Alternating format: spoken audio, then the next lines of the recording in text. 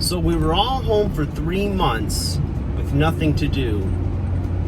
You would think a lot of sex would be happening, but apparently the opposite happened. Here's what I think and why. Hey guys, welcome back to 5nothing100nothing.com. I am Fuggin'!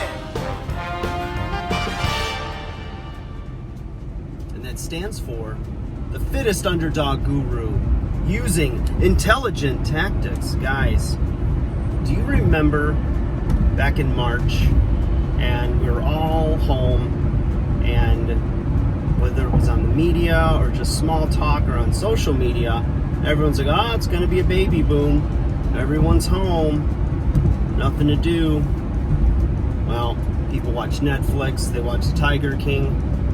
There was even funny videos put out of people finishing Netflix. They watched everything, right? What's funny about that is even Dr. Oz chimed in. And Dr. Oz was like, oh, you want to be healthy at home during quarantine? Have lots of sex. Sex is good for your immune system. It's good for... My Dr. Oz impression's horrible on camera when I'm doing it off the cuff, but I guess the pressure's getting to me. So, anyways, even Dr. Oz was like, yeah, have lots of sex. You're home. But apparently that didn't happen. I look at that and I was shocked that people were having less sex and there was no baby boom. You know, I'm not going to get into my personal life, but I had no problem with following the good doctor's orders and then some.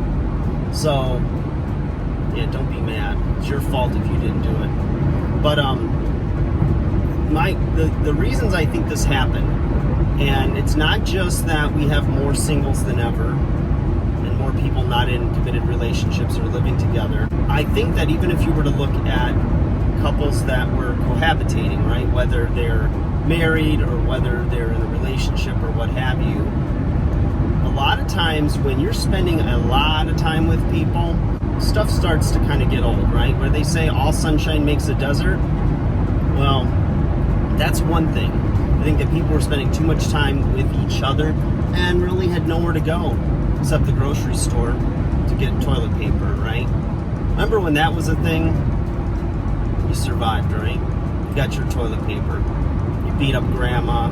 You stepped over a child. You went in the alley and bought it on the black market.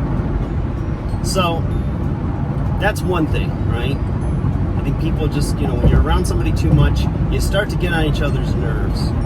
You also identify if that was the wrong person for you, because now you have to face your reality. You have to face all your problems and your issues in your relationship. And if you're not facing it, now it's just, there's no escape from your everyday life, right? Like the movie Knocked Up, where the guy was telling his wife that he needed to go see a band, because I guess he was an agent, talent agent. Oh, I got to go see a band. And he'd leave in the middle of the night and then come back, and the wife started to suspect he was cheating. So when she catches him, he was actually in a fantasy baseball league with his dorky buddies. And then the truth comes out. He goes, I just need to get away from you. I just need to get away from the kids, the stresses of everything. He didn't want to deal with his life, deal with his problems, and make his marriage better, and what have you. And everybody needs a little time alone. Needs a little time to escape, a little time. For me, over the years, it's always been exercise, and then from time to time, my guilty indulgence of professional wrestling. So, I look at all of that, and that's one factor. Also, people living alone that were single and looking, a lot of them, because I have some family members that are single and date around and this and that, and they didn't want to risk getting infected. Followed orders, stayed home, and that was that. So being back out and about, I can see these 20-somethings are frisky.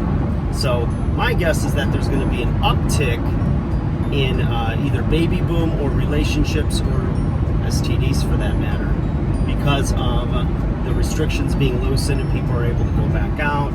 It's hot, it's summer, people are wearing less clothes.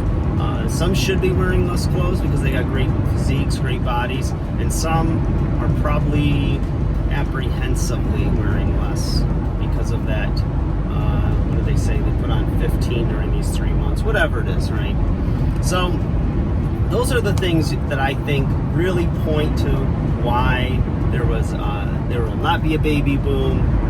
Here we are, summer 2020, and why we're probably going to see that just the reverse happen, and now either uptick in pregnancies or all kinds of stuff, related to the mattress mambo. I think you know what I mean. Like, share, subscribe.